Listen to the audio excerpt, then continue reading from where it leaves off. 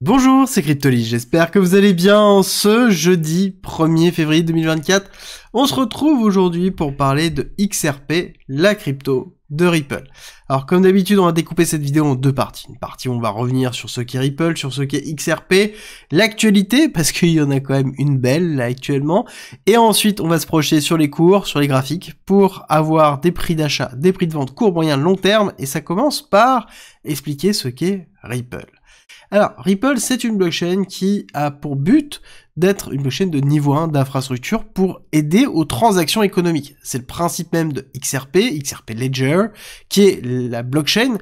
en dessous de Ripple. Ripple étant la société qui exploite toute la technologie de XRP Ledger. Et ça, c'est vraiment important à comprendre parce que quand on parle de Ripple, quand on parle de XRP, on a toujours tendance à faire l'amalgame entre les deux. Ce sont deux choses séparées, bien qu'il y en a une qui crée, en fait, directement le contenu et l'autre qui l'exploite. Donc c'est deux choses séparées, mais en même temps, c'est très très lié. Ripple, du coup, est la société qui exploite XRP Ledger et qui propose des solutions, notamment de transfert monétaire, qui existent déjà depuis très longtemps. C'est vrai, fait partie vraiment des projets qui sont très anciens et qui se maintient beaucoup. On parle beaucoup de XRP Army, c'est pas pour rien, c'est qu'il y a des holders très long terme de XRP parce qu'ils croient tout simplement en la solution depuis très longtemps. À côté, on a Ripple qui a changé de fusil d'épaule depuis à peu près un an, dans lequel on voit qu'on avait une communication qui était beaucoup plus tournée autour des transferts monétaires simples, et maintenant on va vraiment sur la mise en place de systèmes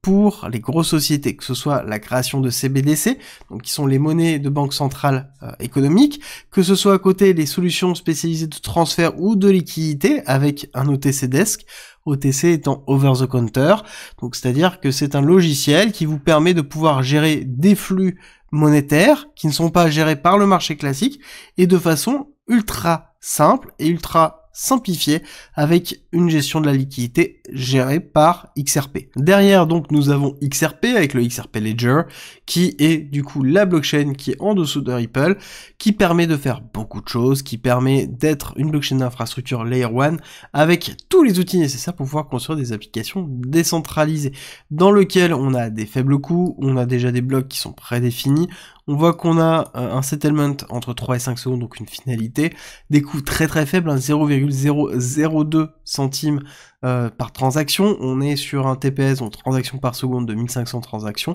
donc on est dans quelque chose qui tient la route fortement, et c'est pour ça aussi qu'on a des produits utilisés par Ripple qui se construisent par-dessus. À côté, quand on parle de Ripple, on est obligé de parler de sa confrontation avec la SEC. SEC qui a eu lieu, enfin confrontation qui a eu lieu durant tout 2022, enfin qui a commencé fin 2021, 2022, et qui a eu un aboutissement en 2023 avec une partie dans lequel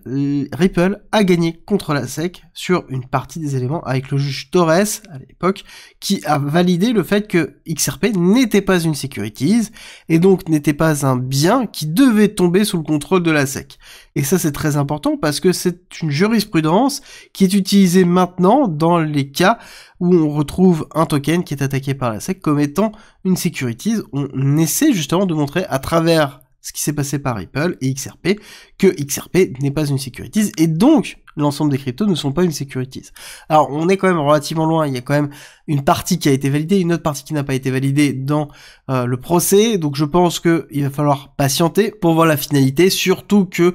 c'est pas parce que XRP s'est passé que d'autres passeront aussi, il va falloir faire attention aux prochaines jurisprudences, comme d'habitude, une c'est bien, 3 c'est mieux, donc il faut patienter pour être sûr que le cas Ripple soit instancié et définitif, et que derrière le cas des cryptos sorte du giron de la SEC et tombe plutôt dans la notion de commodities, même si c'est pas forcément mieux, parce que du coup c'est un autre acteur qui s'occupe de la réglementation et qui est aussi sévère que la SEC.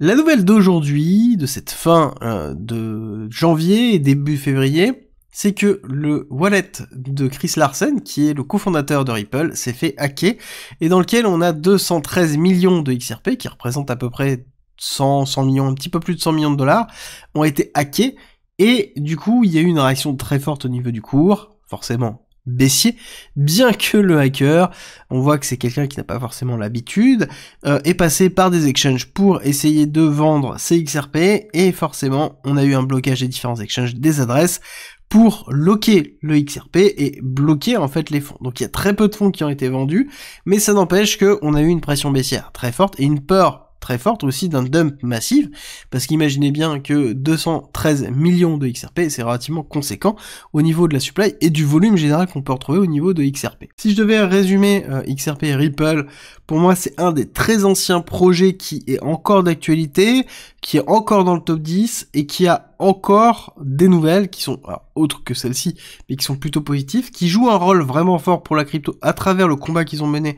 par la SEC. Ils ont une technologie qui cherche à étendre et ils sont spécialisés dans le monétaire, donc c'est quelque chose qui est vraiment très spécifique. À vous de voir si c'est un projet qui vous intéresse, mais en tout cas ce qui est sûr c'est que ils sont là depuis longtemps et que ils sont en train de s'instancier dans le temps, quoi qu'il arrive.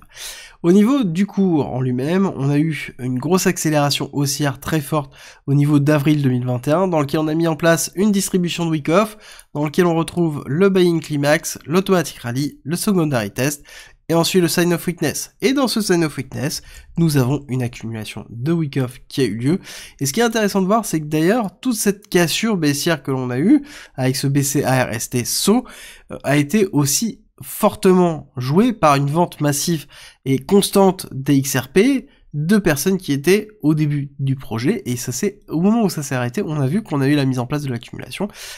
qui a été plutôt propre, hein. Quand on regarde XRP, on a fait un plus bas qui était en juin, qui était Celsius, et on n'a pas cassé malgré tout ce qu'on a pu connaître avec ici FTX. Très gros impact pour XRP, mais somme toute on a tenu les plus bas et on n'a pas imprimé de plus bas autre que Celsius, et du coup après on a eu l'accélération haussière avec le jour du jugement où on a vu un XRP qui a décollé quasiment dans les 1$, 0,9380, qui a marqué un plus high, et ensuite on a corrigé, hein, je vous l'avais annoncé à ce moment-là en vous disant que ça servait à rien de vous inquiéter là-dessus, on allait corriger, et on a corrigé sur la zone de retest plutôt classique, hein. Ici on avait une phase d'accumulation, accélération retest supérieur, retest inférieur, deuxième phase d'accumulation, et là on a un breakout avec premier pullback qui est plutôt positif, et donc forcément on est allé renforcer deuxième pullback. Et je pense même qu'il y a une probabilité d'aller retester ici les 0,4238 avec encore une fois un nouveau pullback pour aller retester cette partie-là avant de pouvoir potentiellement repartir. On voit qu'on a bien une pression baissière qui est très forte, malgré le fait qu'on a eu tout le mois d'octobre qui a été plutôt positif, et novembre, décembre et janvier dans lequel on a bien eu une grosse pression baissière beaucoup plus importante que ce qu'on a pu connaître sur le reste du marché. On avait certaines cryptos qui étaient en train de s'envoler à ce moment-là et XRP était en train de retracer et d'avoir une grosse pression. Je pense que pour que XRP décolle vraiment, il faut une finalité réelle au niveau du procès de la SEC, donc une véritable validation, et à côté, avoir la mise en place d'un bull run dans lequel on pourra avoir en effet une grande vague 1, grande vague 2, et donc là on aurait une grande vague 3 qui nous donnerait sur les extensions de Fibonacci habituelles, au niveau du 1,618 qui est le nombre d'or, un XRP dans les alentours de 3$, 3$, ce qui est plutôt cohérent en termes d'évolution si XRP et Ripple gardent sa place en termes de crypto, donc reste dans le top 10, on aurait une valorisation en fin de bull run qui serait relativement conséquente liée à l'expansion en elle-même du bull run. Donc c'est tout à fait normal d'avoir une accélération haussière et des grosses targets qui pourraient être visées. Dans tous les cas, quand on regarde depuis la chute de Celsius, on voit qu'on a quand même une pattern qui est plutôt positive avec une réaccélération du cours et un retour des volumes et un momentum qui se construit. Donc pour moi, on a quand même un actif qui est plutôt cohérent, qui n'a pas encore surperformé, même si on a déjà beaucoup de volume, on a un actif qui fonctionne, on a une tech qui fonctionne, et à côté, bah oui, il y a peut-être moins de spéculation, mais c'est quelque chose qui est inscrit déjà dans le temps depuis longtemps. Ce sera tout pour aujourd'hui, et n'oubliez pas que dimanche 4 février à 18h, vous avez un live avec moi et Cryptomage directement, donc quelqu'un qui est spécialisé dans les airdrops, où on va discuter fondamental, on va discuter spéculation justement.